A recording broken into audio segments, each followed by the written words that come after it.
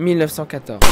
L'attentat de Sarajevo met le feu aux poudres et déclenche la Première Guerre mondiale, opposant la Triple Alliance à la Triple Entente, au cœur desquelles se trouvent l'Allemagne et la France. S'ensuit ensuite, pendant 4 ans, un des conflits les plus meurtriers de l'histoire, qui sera réglé notamment grâce à un homme, le maréchal Foch. Découvrons son histoire afin de mieux comprendre comment la France a vaincu l'Allemagne en 1918.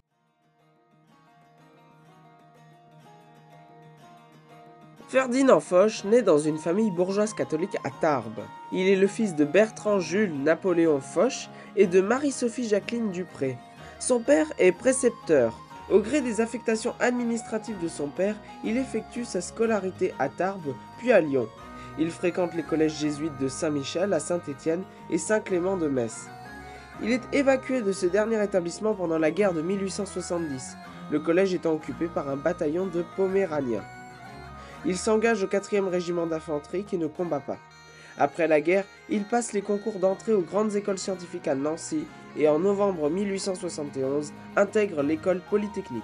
À sa sortie de Polytechnique, il choisit l'école d'application de l'artillerie et du génie. Il est affecté comme lieutenant au 24e régiment d'artillerie à Tarbes.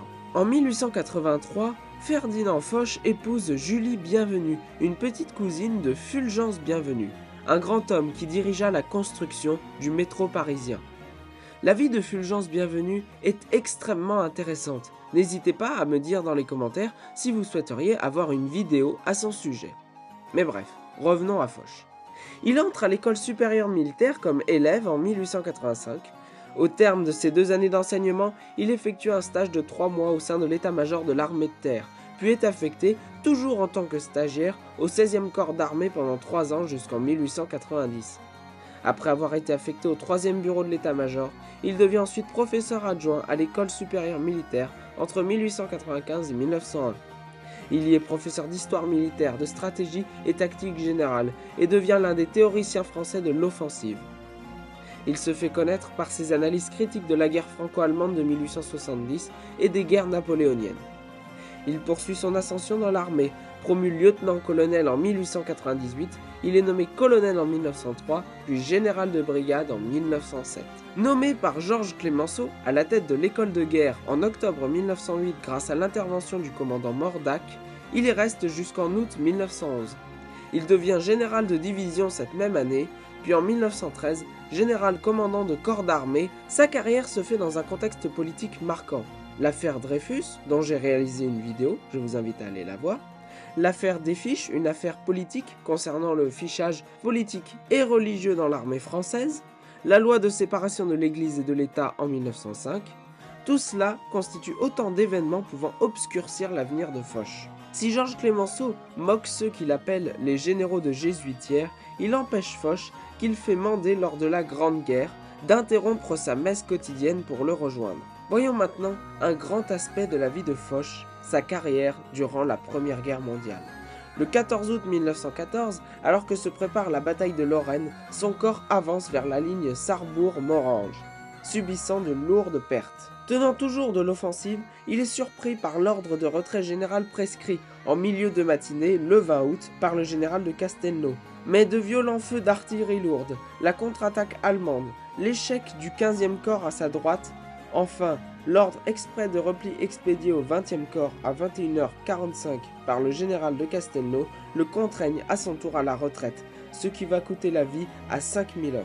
Il empêche ensuite les Allemands de traverser la Meurthe, puis parvient à bien gérer la situation en couvrant la retraite pour livrer la bataille de Grand Couronné qui couvre Nancy. C'est pour son culte de l'offensive qu'il est choisi pour commander la 9e armée lors de la bataille de la Marne. Il coordonne les armées britanniques, françaises et belges durant la course à la mer. Avec le chef de l'état-major Maxime Weygand, Foch doit gérer sa retraite de la Marne, alors qu'il vient à peine d'être nommé à son poste. Sa contre-attaque est la mise en application d'idées qu'il avait développées en tant qu'enseignant. Elle lui permet de mettre un terme à l'offensive de l'armée allemande. Ce succès lui vaut une nouvelle promotion et le 4 octobre 1914, il est nommé commandant en chef, adjoint de la zone nord, avec le général Joffre. Le 13 octobre, les Allemands lancent une nouvelle offensive, contenue au prix de pertes très lourdes, situation qui se reproduit à nouveau lors de la première bataille d'Ypres. À chaque fois, Foch parvient à sortir les troupes françaises de situations très difficiles. À l'origine de la bataille de l'Artois en 1915, qui a entraîné la mort de 192 000 soldats français, et de celle de la Somme en 1916, qui entraîna plus de 204 000 pertes, il tombe en disgrâce provisoire, conséquence de sanglants échecs. En décembre 1916, le général Joffre le relève du commandement du groupe d'armées du Nord, sa doctrine de l'offensive à outrance ayant engendré de lourdes pertes à l'armée française. La disgrâce de Foch est assez relative, car le général Lyautey, nouveau ministre de la guerre, lui fait obtenir un commandement provisoire du groupe d'armées de l'Est le 18 janvier 1917, le général de Castelnau étant alors en tournée en Russie. Il lui est également confié la tâche de réfléchir à l'éventualité d'une violation de la neutralité de la Suisse. En mai 1917, alors que le général Pétain remplace le général Nivelle au commandement en chef des forces françaises, Foch revient au premier plan, en étant nommé chef d'état-major général, où il a notamment un rôle de conseiller technique du gouvernement dans les conférences interalliées.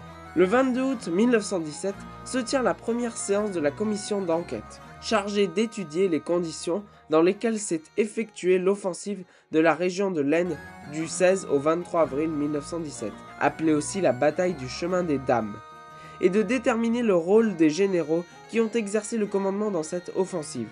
C'est une mission délicate, qu'il condamne et il sera accusé par les militaires d'ignorance, qu'il excuse et il lui sera reproché par les politiques indulgence et esprit de clan.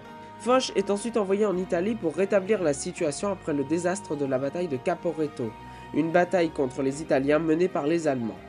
Le 27 octobre, 2 divisions françaises, 2 divisions britanniques de l'artillerie lourde et un quartier général sont dirigés vers l'Italie. Le 28 octobre 1917, le général Duchesne commande sur place une aide franco-britannique sur le front italien. Foch arrive le 29 à Trévise. Il reste en poste de nombreux mois.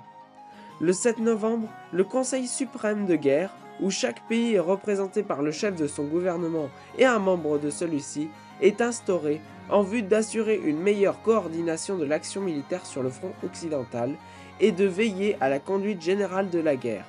Ce conseil a son siège à Versailles. Le 26 mars 1918, à Doullens, le général Foch est chargé par les gouvernements britanniques et français de coordonner les armées alliées sur le front de l'Ouest. Le président du Conseil, Georges Clemenceau, justifie ensuite ce choix. Le 14 avril, il reçoit officiellement le titre de général en chef des armées alliées en France, ou généralissime. Le 2 mai, la deuxième conférence d'Abbeville étend les pouvoirs de Foch au-delà des Alpes. Foch a désormais la charge de coordonner l'action des Alliés sur tout le front occidental, depuis la mer du Nord jusqu'à l'Adriatique.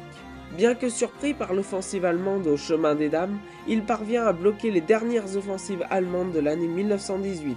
Le 22 juin, le comité de guerre retire au commandant en chef des armées françaises en titre, le général Pétain, son droit d'en appeler au gouvernement en cas de désaccord avec le général Foch, commandant en chef des armées alliées.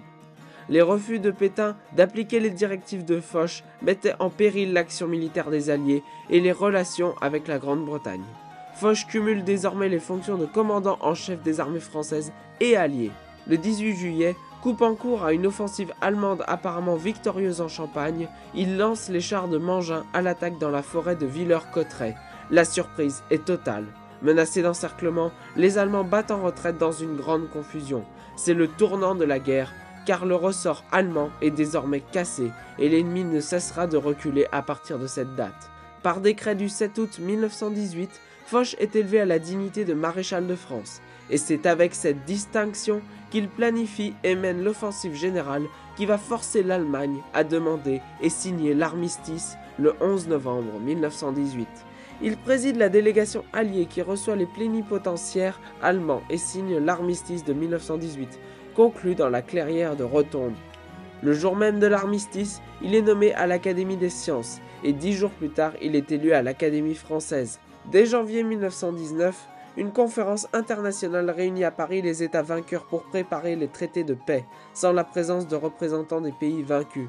La France, les États-Unis et l'Angleterre supervisent la conférence de la paix. Le traité de Versailles, signé le 28 juin 1919, stipule que l'Allemagne perdra 1/7 de son territoire ainsi que ses colonies. Elle devra payer des indemnités de guerre et devra reconnaître sa responsabilité dans la guerre. Foch déclare alors « Ce n'est pas une paix, c'est un armistice de 20 ans ». Ce fut une citation très prémonitoire. À partir de 1927, sa santé décline. Il limite ses sorties et les réceptions. Le 20 mars 1929, à 6h moins le quart, dans sa résidence de l'hôtel de Noirmoutier, alors qu'il se repose dans son fauteuil, sa fille, Madame Becourt, et l'interne Jean Falaise lui rappellent qu'il est temps de regagner le lit. Le maréchal lance son interjection favorite. Allons-y. C'est ce langage fier et énergique qui l'a rendu fameux dans les états-majors. Il se lève, puis s'effondre. Il meurt sans agonie d'une foudroyante syncope cardiaque. Des obsèques nationales ont lieu le 26 mars 1929. Le maréchal Foch repose depuis 1937 sous le dôme des Invalides à Paris, parmi les grands maréchaux de France qui ont servi la nation. Pour conclure, on peut dire que le maréchal Foch fut un des plus grands maréchaux de l'histoire de France. Il avait certes une tendance belliqueuse et agressive, mais c'est cela qui lui permettra de gagner la guerre, là où d'autres avaient une stratégie plus passive. Merci beaucoup d'avoir regardé cette vidéo, n'hésitez pas à la liker si elle vous a plu et à vous abonner pour en avoir d'autres. À la prochaine!